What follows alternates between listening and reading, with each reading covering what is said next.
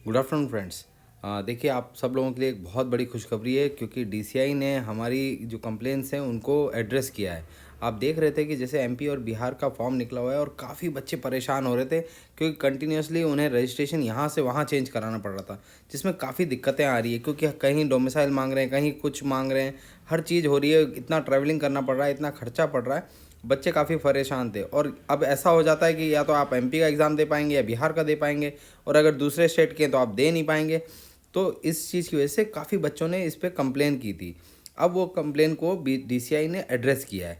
तो डीसीआई ने एक नोटिस निकाला और ये नोटिस उन्होंने निकाला है 20 तारीख को। देखो, 20 तारीख को उन्होंने वो किया था, लेकिन इसको अपलोड उन्होंने आज किया है।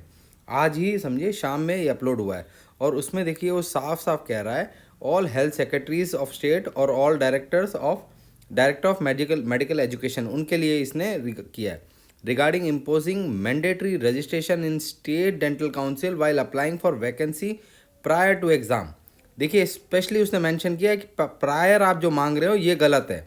और उसमें बोला है कि I am directed to the state of dental council of India has been receiving numerous request from the dentist expressing the plight while applying the permanent vacancy in different state government, which provides them to apply for vacancy in multiple states simultaneously। जैसे आप बिहार का दे सकते हैं या MP का दे सकते हैं, मतलब इस तरह से हो गया है। तो सारी वैकेंसी के लिए आप एलिजिबल नहीं हो पा रहे हैं। तो उसने बोला है कि डीसीआई ने एक सर्कुलर निकाला था 2018 के अंदर, जिसकी पहली कॉपी 2019 में उन्होंने की थी, जिसमें provision prescribe for 46(5) of dentist act 1948। उसके बारे में उसने बोला था कि जो ट्रांसफ़र के लिए एक रूल बनाया था डेंटिस्ट एक्ट 1948, उसको प्लीज़ फॉलो करिए। ये इसने अपनी तरफ से किया है, जो deputy secretary of dental council India है। और ये रहा वो 2019 वाला लेटर, जो याद है, हम सब लोग जानते हैं, डॉक्टर सब्यसाची साहा वाला लेटर जो है, जिसमें उन्होंने कहा था कि आप लोग है ना, एग्ज़ाम के पहले कंपल्शन नहीं होना चाहिए कि आप लोग रजिस्ट्रेशन कराएं, कि holding of registration from the concern state government as one of the qualifying condition for considering the candidate of appointment to the post so advertise for such organisation. तो वो कह रहा था कि पहले ही आप एग्ज़ाम के पहले ही अगर मांगते हैं तो उससे उसका कैंडिडेचर अटक सकता है, तो आप बाद में मांगिए। और उन्होंने डेंटल मैकेनिक, डेंटल हाइजीनिस्ट और डेंटिस्ट सबके लिए ये रूल को किया था। ठीक है, ये मैं आपको कॉपी भेज दूंगा, आप लोग ये पढ़ लेना और आप खुद ये कॉपी डाउनलोड कर सकते हैं। इसका तरीका सिंपल है, आप अपना वेबसाइट खोलिए डीसीआई इंडिया। ठीक है, डीसीआई के अंदर आप नीचे जाएंगे जब, तो नीचे आपको आर्काइव्स मिलेंगे, आर्काइव्स पे क्लिक करिएगा।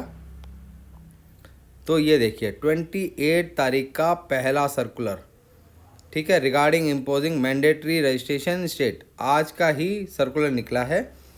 वो सर्कुलर आपको मिल जाएगा। ठीक है, तो ये चीज़ आप देखिएगा इसको।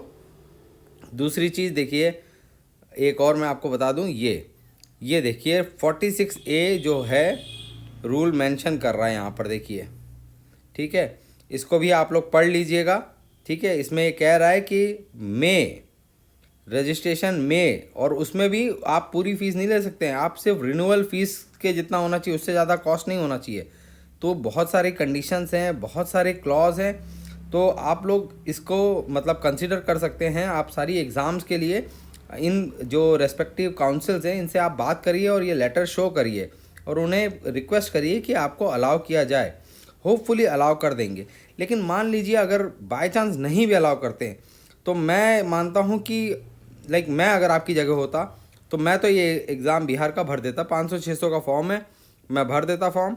और हु नोज़ कि इवेंचुअली आगे क्या होगा इसमें, नोबडी नोज़ कि इसका रिज़ल्ट क्या आएगा, है ना। तो we can wait and watch कि आगे रिज़ल्ट क्या आता है। तो एटलीस्ट फॉर्म तो भर के मैं एग्ज़ाम दे देता। बाकी मतलब आप लोगों के सामने ये सारी चीज़ें हैं, मैं पोस्ट भी कर दूंगा, ग्रुप में भी पोस्ट कर दूंगा, और अगर आपको चाहिए तो आप हम लोगों को कांटेक्ट करके ये ले भी सकते हैं। Thank you.